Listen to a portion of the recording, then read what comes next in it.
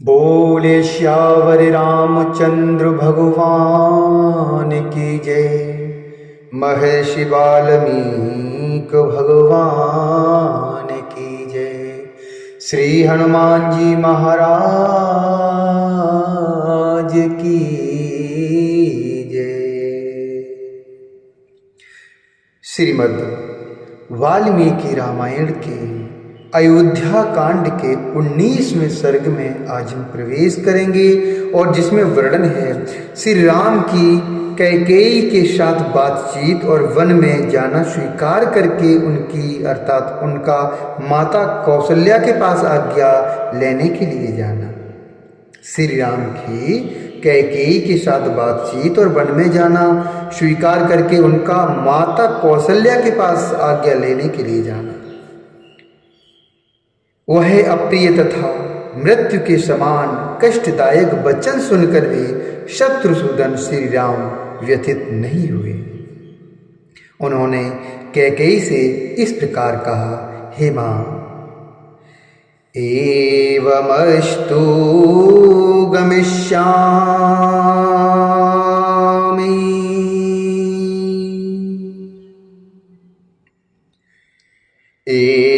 एवमस्तु गमिष्यामि वनमिवस्तु महं तुतः जटाचीरधरो राज्ञः कृतज्ञामनुपलापालयन्। जटाचीरधरो राज्ञः कृतज्ञामनुपालयन्। भगवान श्री राम ने माँ कैकेयी से कहा, हे माँ, बहुत अच्छा, ऐसा ही हो। मैं महाराज की प्रतिज्ञा का पालन करने के लिए जटा और चीर धारण करके वन में रहने के निमित्त अवश्य यहाँ से चला जाऊंगा, परंतु मैं जानना चाहता हूँ, इदं तु ज्ञातुमिच्छामि किमर्थं मां महीपतिः नाभिनन्दित दुर्धर्षो यथा पूर्वमरिन्दमः।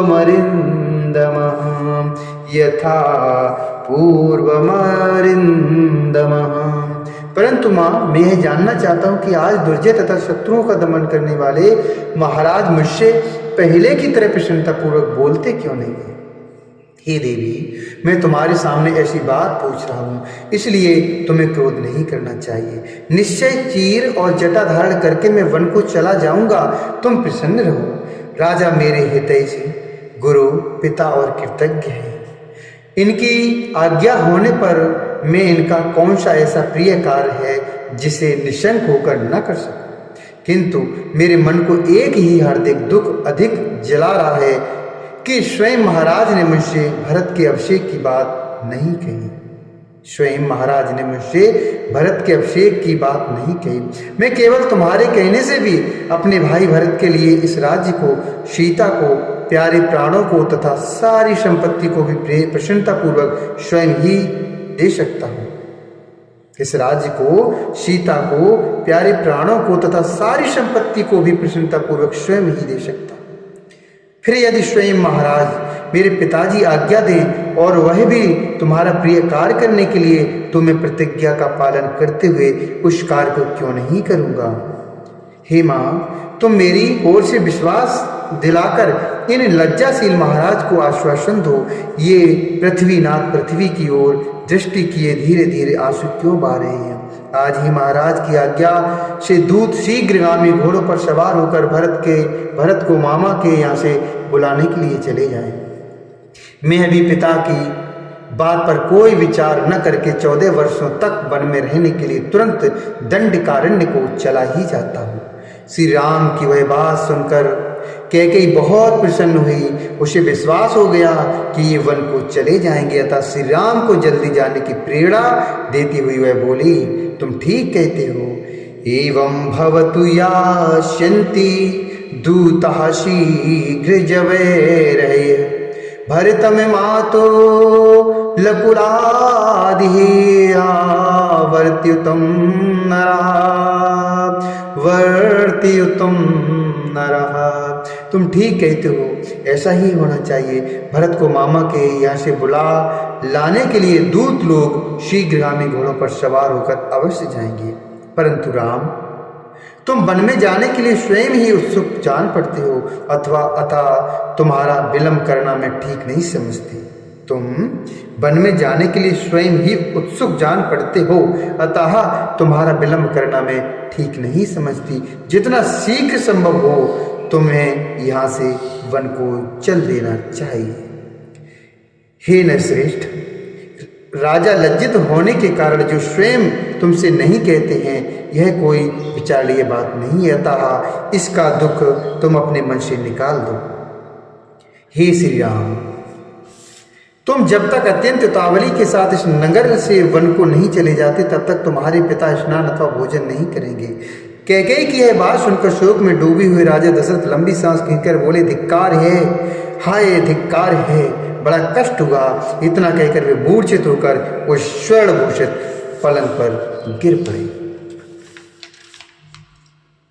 उस समय श्री राम ने राजा को उठाकर बैठा दिया और कैकेयी से प्रेरित होकर कोड़े की चोट खाए हुए घोड़े की भांति वे शीघ्रता पूर्वक वन को जाने के लिए उतावले हो उठे।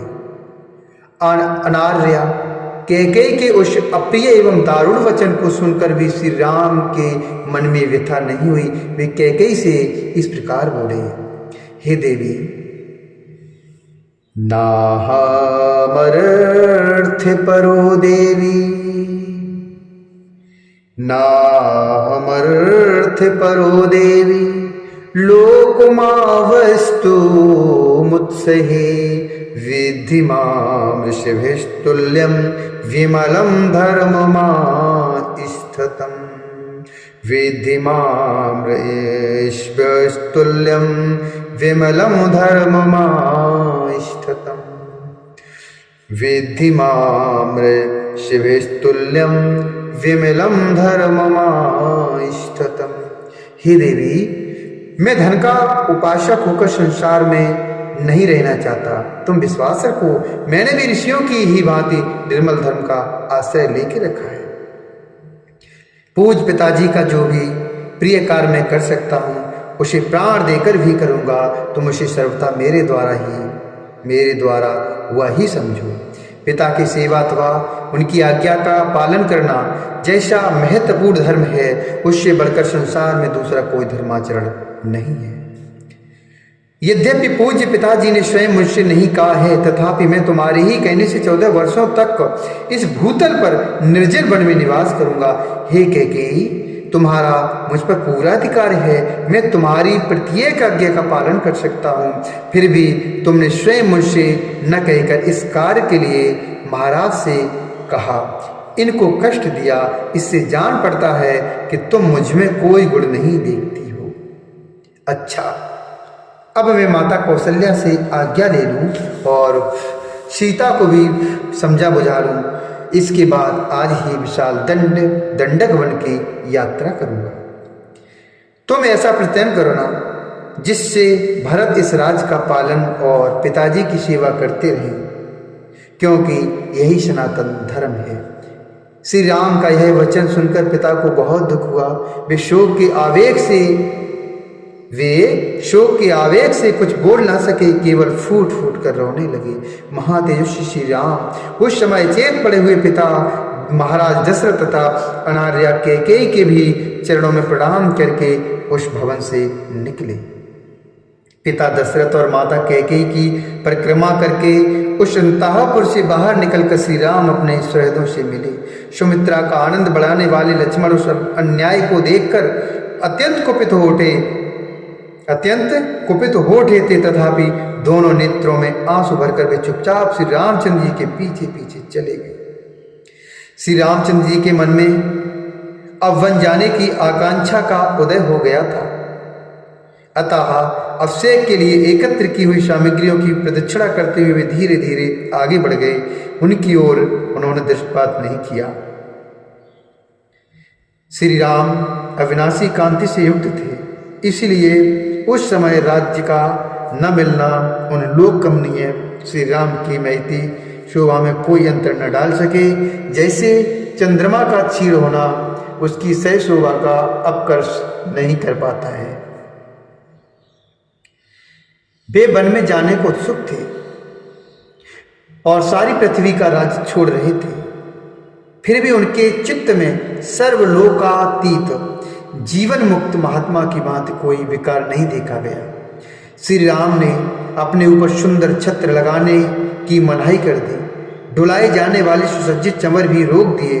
वे रथ को लौटाकर स्वजनों तथा प्रवासी मनुष्यों को भी विदा करके आत्मीय जनों के दुख से होने वाले दुख को मन में ही दबाकर इंद्रियों को काबू में करके यह अप्रिय समाचार सुनाने के लिए माता कौशल्या के महल में गए। उस समय उन्होंने मन को पूर्णता बस में रखा था, मन को पूर्णता बस में करके रखा था। जो शोभाशाली मनुष्य सदा सत्यवादी श्रीमान राम के निकट रहा करते थे, उन्होंने भी उनके मुख पर कोई विकार नहीं देखा। मन को बस में रखने वाले महाबाहु श्री राम ने अपनी स्वाभाविक प्रसन्नता उसी तरह नहीं छोड़ी थी जैसे शरद काल का उद्दीप्त किरणों वाला चंद्रमा अपने सहेज तेज का परित्याग नहीं करता। महायशस्वी धर्मात्मा श्री राम मधुर वाणी से सब लोगों का सम्मान करते हुए अपनी माता के समीप गए। उस समय गुणों में श्री राम की ही समानता करने वाले महापराक्रमी भ्राता सुमित्रा कुमार लक्ष्मण भी अपने मानसिक दुख को मन में ही धारण किए हुए श्री राम के पीछे पीछे गए। अत्यंत आनंद से भरे हुए उस भवन में प्रवेश करके लौकिक दृष्टि से अपने अभीष्ट का अर्थात अपने अभीष्ट अर्थ का विनाश हुआ देखकर भी हितैषी सुहृदों के प्राणों पर संकट आ जाने की आशंका से श्री राम ने यहाँ पर अपने मुख पर कोई विकार प्रकट नहीं होने दिया। प्रवश्य वेशमातिभृशं मुदायुतं समीक्षतामुचार्थ विपत्तिमागतां न चैव रामोऽत्र जगाम विक्रियां स्वजनशातुं विपत्तिशङ्कया सुरहज्जनशातं विपत्तिशङ्क्या इत्यासे श्रीमद्रामायणे वाल्मीकियादिकाव्यायोध्याकाण्डे 19वां सर्गः। इस प्रकार श्री वाल्मीकि निर्मितार्थ रामायणात् काव्य के अयोध्याकांड में 19वां सर्ग पूरा हुआ। बोले श्यावर रामचंद्र भगवान की जय। महर्षि वाल्मीकि भगवान की जय। श्री हनुमान जी महाराज की जय।